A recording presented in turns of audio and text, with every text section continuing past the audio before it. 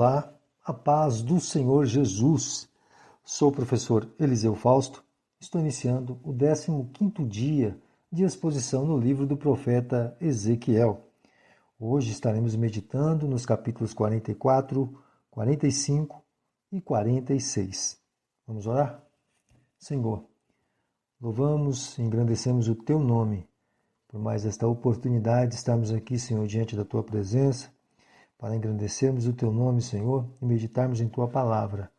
Pai, te louvamos, Senhor, pelo propósito que o Senhor concedeu a nós, Senhor, desse ano 2024, estarmos, Deus, meditando em Tua palavra, Senhor, e termos, Senhor, esse período de oração anterior à meditação da Tua palavra. Pai, obrigado, Senhor, por ter nos concedido o privilégio, Senhor, de podermos lançar esse desafio diante dos expositores, e todos eles, Senhor, abraçaram, Senhor, com grande amor e carinho e devoção, Senhor, por Tua palavra. Pai, quero, Senhor, lhe pedir que o Senhor possa alcançar muitas pessoas, Pai, através das nossas orações e também através da nossa exposição. Capacita, Senhor, o irmão e a irmã, Senhor, que está me ouvindo nesse momento, que está orando comigo nesse momento e que também, Senhor, está meditando em Tua palavra comigo, Senhor, a partir de agora. Pai, eu peço a Tua bênção sobre a vida dele e dela, em nome de Jesus. Tende as Tuas mãos para conceder vitória, trazer, Senhor Deus, portas abertas, trazer, Senhor, vitórias surpreendentes. Em nome de Jesus eu peço que o Senhor também, ó Pai, venha, Senhor, trazer saúde, libertação para aqueles que necessitam, Senhor, cura, Pai, para aqueles que estão esperando do Senhor uma cura excepcional. Pai, no nome de Jesus que nós te pedimos neste momento. E estamos certos de que o Senhor é poderoso para agir e nos trazer a vitória. É no nome de Jesus. Amém. Já vimos nos capítulos anteriores que Deus estava entregando ao profeta Ezequiel e a todo o seu povo a esperança do retorno da sua presença à terra da Judéia. E para tal, concedeu ao profeta Ezequiel a revelação de um novo templo sendo construído sobre um monte. Já vimos que foi revelado toda a construção do templo, do edifício onde ficariam os sacerdotes e também que a presença de Deus já havia retornado para a terra. Aqui no capítulo 44, Deus revela ao profeta que a porta por onde ele entrou no santuário deveria permanecer trancada, somente o seu príncipe poderia passar por ela. Provavelmente o príncipe aqui se refere a um descendente da linhagem davídica, mas não se refere ao nosso Senhor Jesus, o Messias. Deus também revela ao profeta que dentro do santuário não poderá aceitar a presença dos pagãos. Há também uma exigência de restrição ao serviço no santuário, onde os levitas não são autorizados a servir como sacerdotes. Somente aqueles da tribo de Levi que forem da família de Zadok. O motivo tanto da exclusão dos levitas como da inclusão da família de Zadok aos serviços sacerdotais foi a fidelidade com a qual demonstraram ao receberem a palavra de Deus, tanto antes do exílio, com Jeremias e os outros profetas, quanto durante as profecias do profeta Ezequiel. Os levitas rejeitaram o Senhor servindo aos ídolos, enquanto os da família de Zadok permaneceram fiéis. Neste capítulo, Deus estabelece quem deve e quem não deve participar da adoração ao seu nome, assim como do serviço ministerial no santuário. Se é o Senhor Deus quem ergue o templo e a sua presença é constante e permanente dentro desse templo, somente Ele pode determinar quem deve e quem não deve estar desfrutando da sua presença, assim como realizando as tarefas em seu templo. Infelizmente, nos dias atuais, a Igreja do Senhor tem permitido a permanência de ministros completamente envolvidos em pecados claros e conhecidos por todos, e de igual modo a participação de todo tipo de pessoas na comunhão. Não quero dizer com isto que somente aqueles que não têm nenhum tipo de pecado é que devem participar da comunhão na igreja. Mas afirmo que somente pessoas lavadas e redimidas pelo sangue de Jesus, pessoas essas que repudiam qualquer tipo de prática pecaminosa, essas sim são as que deveriam participar efetivamente da comunhão. Não podemos, como povo de Deus, aceitar pessoas que não se comprometeram com a fé pública e renúncia real e verdadeira participem da comunhão da Igreja do Senhor. Pessoas que mantêm uma vida de adultério, fornicação, mentiras, falsidades, fofocas, e mesmo assim são aceitas na participação da mesa do Senhor como se por esta prática fossem santificadas. Infelizmente, segundo as Escrituras, esse tipo de comportamento só atrai a condenação para elas. E pelo que temos visto, essa tolerância tem o único propósito de manter um bom número de membros na igreja.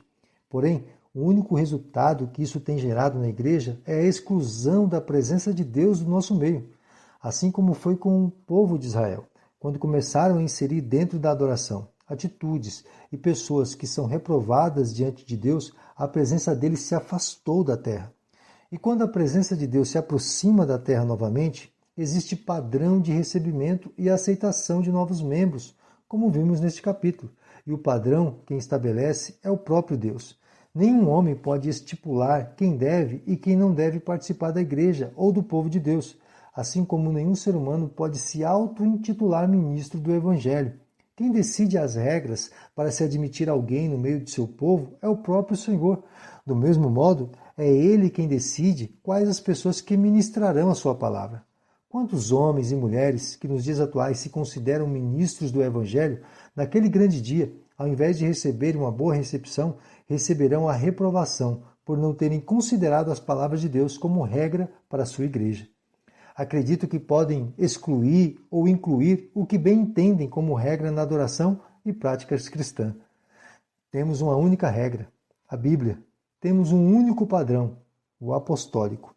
As novas invenções e inclusões na adoração e serviço da igreja só têm afastado a presença de Deus do nosso meio. Que possamos voltar os nossos olhares novamente para a Bíblia e extrair dela a verdadeira forma de sermos adoradores. O conselho serve para nós também. Não podemos permitir que o nosso Deus receba de nós apenas aqueles momentos de culto. Somos seu povo em tempo integral. Somos dele quando acordamos, durante todo o dia e ao reclinar nossa cabeça para dormir. Assim como Deus entrou no templo e trancou a porta, assim também ele deve entrar em nossas vidas e a porta deve permanecer trancada. Ninguém mais entra por esse local. Somente a presença de Deus é autorizada a permanecer em nós. No capítulo 45, Ezequiel recebe da parte de Deus uma visão sobre a divisão do território entre as tribos de Israel e a obrigação de se manter a justiça no tratamento civil. E aqui podemos perceber que o Senhor Deus, antes mesmo de falar sobre a divisão da terra entre as tribos, ele revelou que o templo para a sua habitação e a sua presença já estavam no local, conforme os capítulos anteriores. Somente quando erguemos um local de adoração ao Senhor e atraímos a sua glória para nós, ele nos concede bênçãos sem medidas no local onde consagramos nossas vidas para ele. E neste mesmo capítulo podemos perceber que o Senhor exige da nossa parte ofertas de gratidão pelos benefícios que ele nos tem concedido. E também instrui aos líderes do povo, aqui representado como o príncipe, sobre a importância de exigir impostos sem exageros e exploração. Deus mostra para o profeta e para todo o povo que a prioridade da vida deles nunca deve ser suas próprias vidas, bens adquiridos ou até mesmo responsabilidades sociais. Ainda que não devemos ignorar nenhuma delas, nossa prioridade deve ser Deus. O princípio é um só. Deus nos deu e nós devolvemos o que é dele. No capítulo 46, Ezequiel recebeu uma nova instrução sobre a porta que deveria ser mantida fechada. Como vimos no capítulo 44, quando Deus entrou no santuário, ordenou que a porta pela qual tinha passado fosse trancada. Mas aqui no capítulo 46, Deus revela ao seu profeta que somente o príncipe poderia passar por essa porta no dia do sábado, onde todos do povo deviam celebrar ao Senhor. Mesmo que somente o príncipe pudesse ter acesso a essa porta oriental, ele não entraria no santuário, mas ficaria parado embaixo dos umbrais desta porta para lá contemplar o trabalho dos sacerdotes. Todas as vezes que o príncipe fosse ao santuário para oferecer ofertas e sacrifícios, embaixo dos umbrais desta porta era o lugar onde deveria permanecer. Sendo assim, essa porta só seria aberta aos sábados ou em dias festivos ou quando o príncipe decidisse oferecer algum tipo de oferta ao Senhor. O povo que fosse ao templo deveria entrar por uma das portas do templo e deveria sair por outra porta. Se entrasse pela direita, deveria sair pela esquerda e assim vice-versa. Somente o príncipe entraria e sairia pelo mesmo local.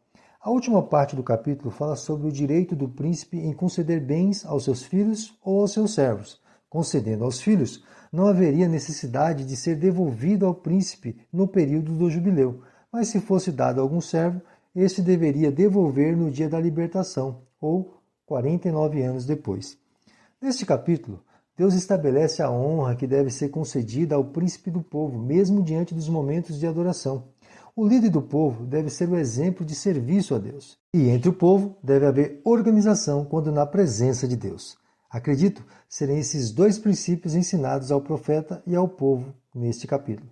Não podemos considerar como um verdadeiro líder uma pessoa que não se importa com o momento de adoração. Para finalizar nossa meditação de hoje, quero trazer um paralelo sobre essa questão nos dias de hoje. Quando se consideram importantes demais para participar da adoração junto ao povo, só desejam participar do momento em que terão destaque de alguma forma. Mas o que vemos aqui no capítulo é que o líder deveria chegar e sair junto com o povo no momento da adoração. Mesmo que o líder tenha uma posição de honra diante dos seus liderados, sua responsabilidade é conduzi-los para mais próximo de Deus. Por esse motivo, ele poderia ficar junto à porta onde a presença de Deus entrou no santuário. Se o líder não está próximo de Deus, todos os seus liderados também estarão distantes.